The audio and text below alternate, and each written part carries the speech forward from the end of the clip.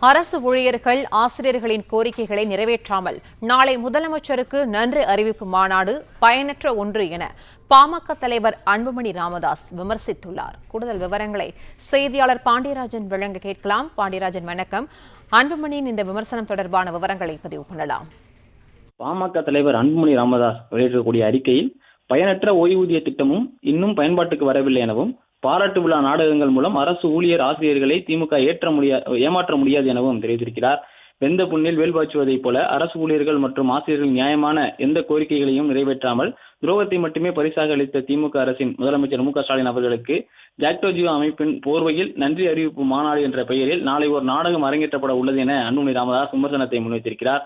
அரசு ஊழியர்களும் ஆசிரியர்களும் ஆட்சியாளர்களுக்கு எதிராக எரிமலையாக கொந்தளித்துக் கொண்டிருக்கும் இந்த நேரத்தில் நன்றி அறிவிப்பு என்ற கைக்குட்டையை கொண்டு அதை அடக்க முடியாது எனவும் அன்புமணி ராமதாஸ் அவருடைய அறிக்கையில் குறிப்பிட்டிருக்கிறார். என்னதான் வான் கோழி இறகை விரித்தாலும் காண மயிலாக முடியாது. அதைப்போல் கோடிக்கணக்கில் பணத்தை வாரி இறைத்து அரசு ஊழியர் அமைப்புகள் பெயரில் திமுகவே பாராட்டு விழாக்களை நடத்தினாலும் அரசு ஊழியர்கள் மற்றும் ஆசிரியர்களின் ஆதரவை பெற முடியாது என அன்புமணி ராமதாஸ் குறிப்பிட்டிருக்கிறார்.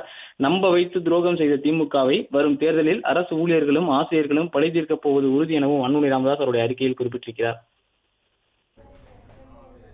பிளே ஸ்டோர் மற்றும் ஆப் ஸ்டோரில் இருந்து பாலிமர் செயலியை QR கோடு மூலம் பதிவிறக்கம் செய்யுங்கள்.